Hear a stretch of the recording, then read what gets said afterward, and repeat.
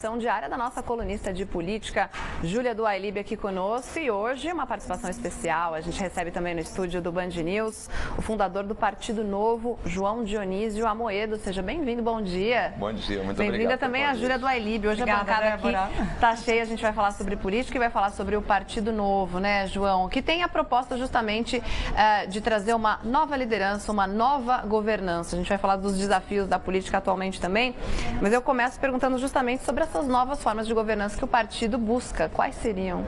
Na verdade, assim, a ideia do Novo foi juntar um grupo de pessoas que nunca tinham se envolvido na política para renovar a política, com a ideia de devolver poder ao cidadão. A gente entende que o Estado acabou sendo um Estado muito grande, intervencionista, paternalista, e as pessoas foram perdendo capacidade de empreender, de gerar riqueza.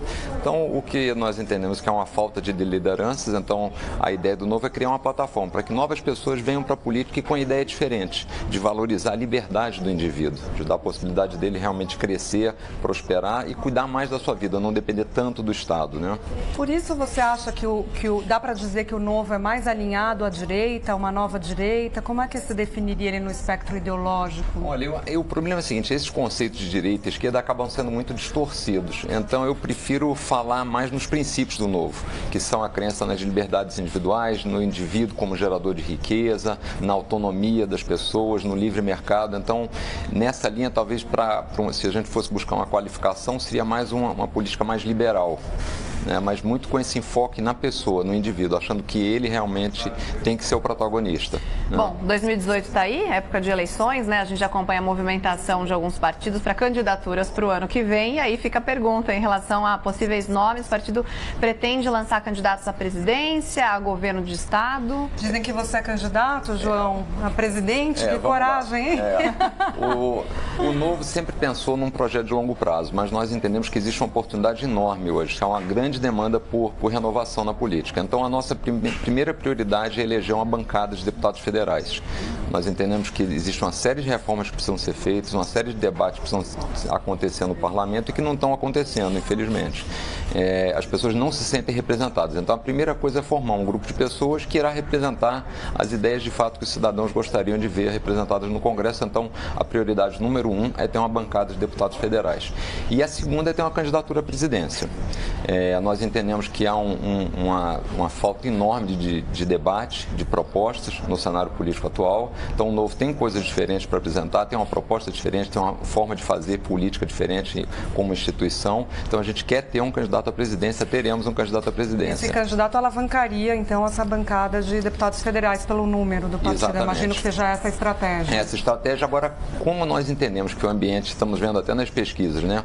Como o ambiente hoje de candidatos à presidência é uma enorme rejeição, em todas as pesquisas que são feitas, a gente acha que existe uma oportunidade para algo diferente, para algo novo, para uma proposta nova.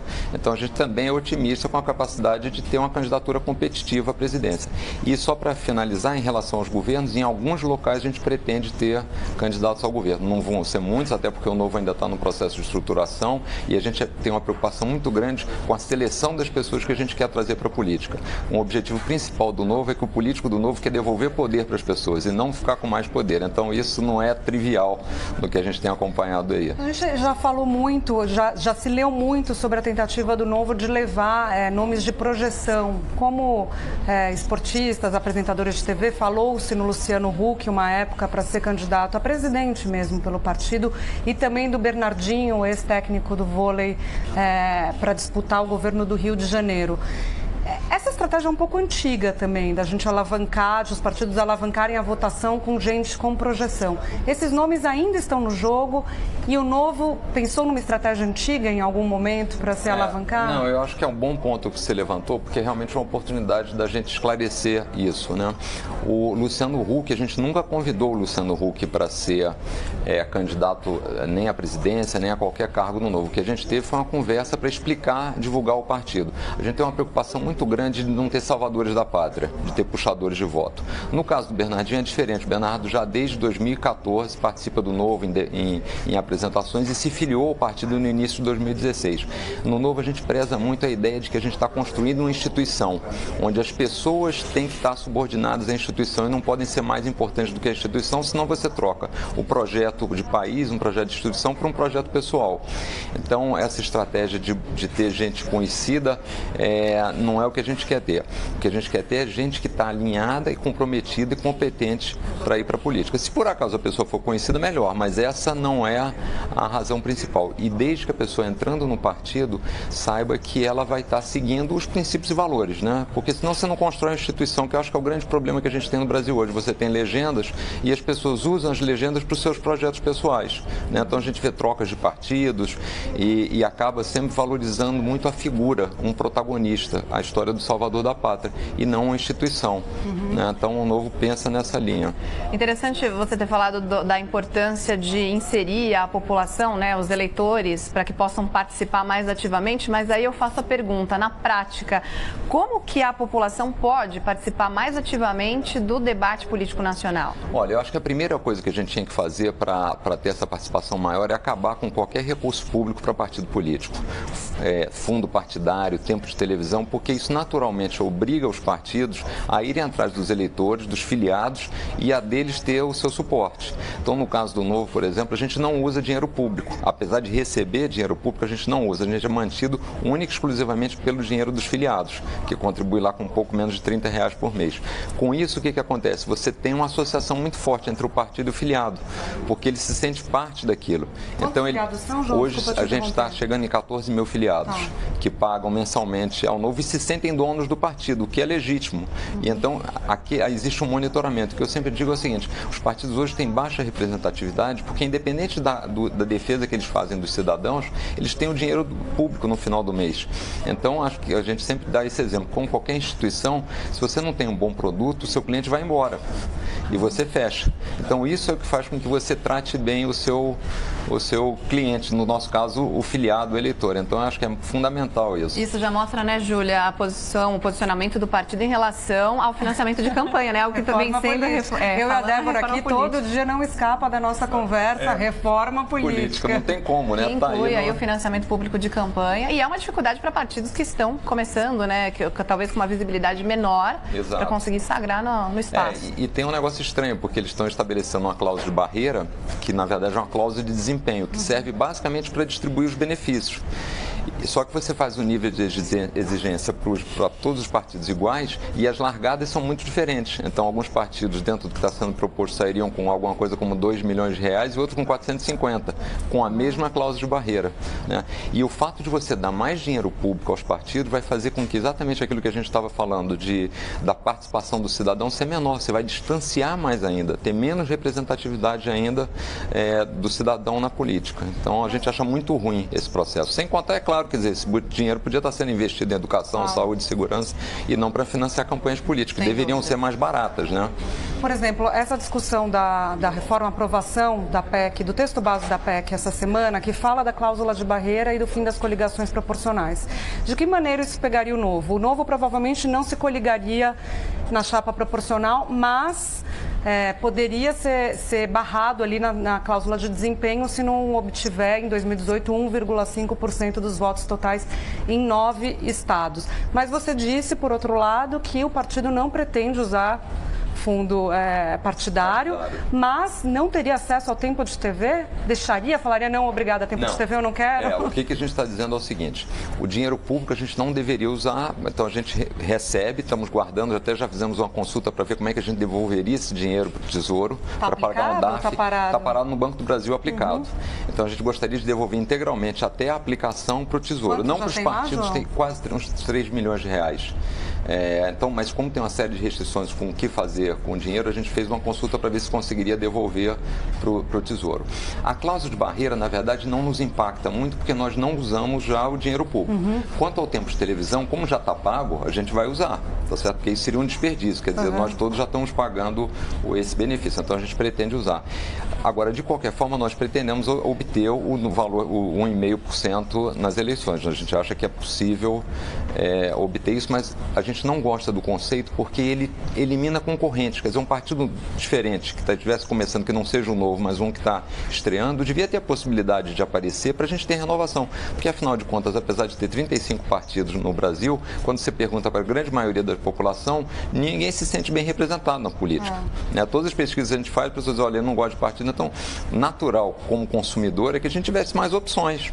O problema é ter dinheiro público envolvido nisso. É que tem muitas legendas de aluguel ali, né? Legendas que só existem para se coligar na época de eleição e fazer um caixa. Eles vendem, né, essas alianças para dar o tempo de TV para outros partidos, então se torna um balcão de negócios. Se acabasse os benefícios, provavelmente muitas dessas legendas deixariam de existir. Então seria uma depuração natural e saudável do processo político, né? João, queria só destacar mais um ponto que eu acho importante sobre essa questão da participação do Estado, que define muito o que seria o Novo. Quando a gente fala em Estado mínimo no Brasil, as pessoas se inspiram muito na Europa, nos Estados Unidos, em democracias já consolidadas, em economias já desenvolvidas.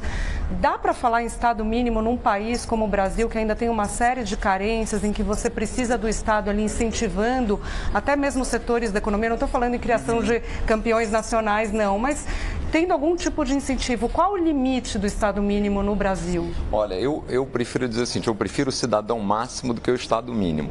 Mas o que eu entendo é o seguinte, é que o Estado, na verdade, tem sido um grande concentrador de riqueza e um grande promovedor de desigualdade. Desde a taxa de juros que ele paga, que é extremamente elevada, até os bolsas empresários via BNDES, até os privilégios e mordomias que ele dá no próprio Congresso. Então, a participação do Estado, infelizmente, o que ele gasta nos programas sociais é muito pequeno em função das outras distorções que ele faz. Então, nós entendemos que tem que ter uma rede de proteção para os mais pobres, tem que ter um processo de tirar as pessoas da pobreza, mas se o Estado atuasse só nas áreas essenciais, deixasse de gerenciar posto de gasolina, envio de correspondência, extração de petróleo e banco e dar uma série de privilégios que ele dá hoje, a gente vê isso no BNDES, quer dizer, o volume de transferência do BNDES, a equalização, só a equalização de taxa dá 5, 6 bolsas famílias por ano.